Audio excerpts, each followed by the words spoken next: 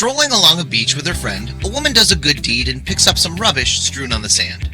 In the process, she sees an attractive antique-looking bottle that she decides to keep. But she has no idea that this random find will soon see her listed in the Guinness Book of Records. Married couple Tonya and Kym Illman are based in the Western Australia town of Lancelin, as well as the nearby city of Perth. Both work at an audio marketing company called Messages on Hold, which Kym founded. The parents of two are also keen photographers and have traveled all over the world with their cameras.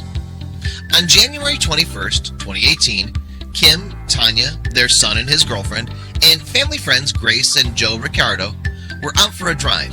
They were crossing a beach near Wedge Island, close to Lancelin, when their car got stuck in the sands. So Tonya and Grace seized the opportunity to take a stroll.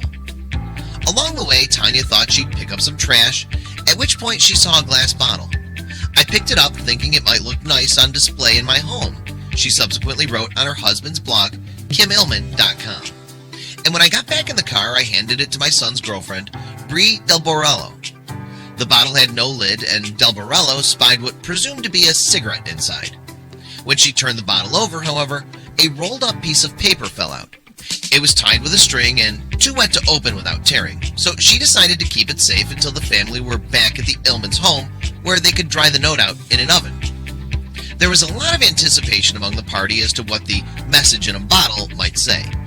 Del Borello revealed on the blog, "Once the paper was dry enough to be handled safely, it was unrolled and examined by the group. The first thing to become obvious was that the object was extremely old. The open scroll measured about 8 inches by 6 inches. The message was in German, which Kym was able to partially translate. We could not see the handwritten ink at that point, but saw a printed message that asked the reader to contact the German consulate when they found the note," Kym told the BBC.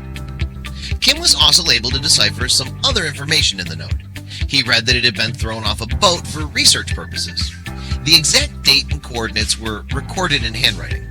The instructions requested that whoever found the message fill in the exact date and location of its discovery before returning it to the research organization or a German embassy.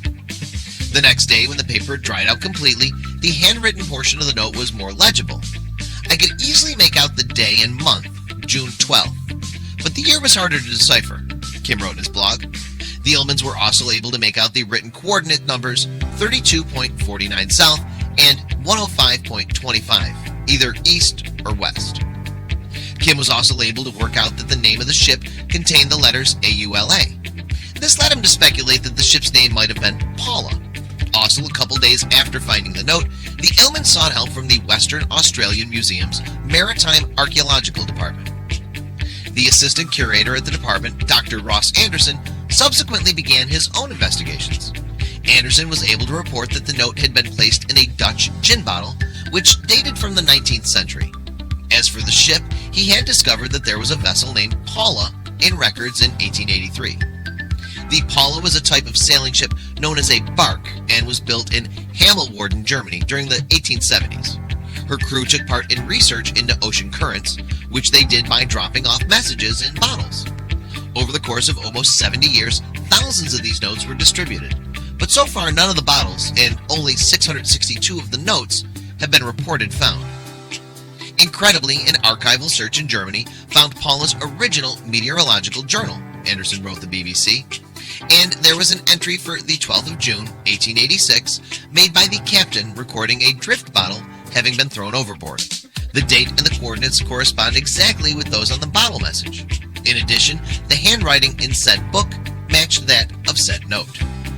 Anderson stated in his report that the bottle had been thrown overboard while the ship was in the southeast of the Indian Ocean. At the time, Paula was traveling to Makassar in modern-day Indonesia from Cardiff, Wales. He estimated that the bottle had probably been adrift for less than a year before it washed up on the beach, where it lay covered in sand until it was discovered. Paper and textile experts at the Western Australian Museum established that the note was most likely written on cheap 19th century paper. After assessing this and other evidence, the German Hydrographic Agency declared that the message in a bottle was genuine. After being jettisoned, it had awaited discovery for a total of 131 years, 223 days. To me, it seems unbelievable that this bottle could have stayed in these dunes without a cap on it, with that scroll intact for that many years, Kym said in an interview on Australian radio station 6PR. Anderson's report stated that the bottle's thick glass and narrow mouth might have protected the note. And on March 8, 2018, Guinness World Records named Tonya's discovery the oldest message in a bottle, beating the previous record by over 2 decades. "This has been the most remarkable event in my life," Tonya wrote on KymIllman.com. "To think that this bottle has not been touched for nearly 132 years and is in perfect condition despite the element beggars belief." Not everyone's a believer, however. Radio host Basil Zempilas aired comments by doubters on 6PR in March of 2018. Zempilas said that some people are especially skeptical of the discovery given Kym's marketing background.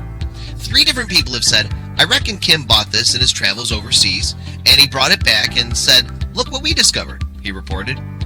Responding to the comments on Bowman's 6PR show, Kym said that he understood the skepticism. However, he added, "I'd like to suggest I'm a clever guy, but I can't possibly pull the wool over 2 German national agencies, the WA Museum, the Ricciardos, and my son's girlfriend." The record-breaking message in a bottle is currently on display at the Western Australian Museum, where it will remain for 2 years. David Templeman, the state's Minister for Culture and the Arts, told the BBC, "It's truly an impressive find, and thanks to the wonderful international and interdisciplinary cooperation of science and research, it can now be shared with the world."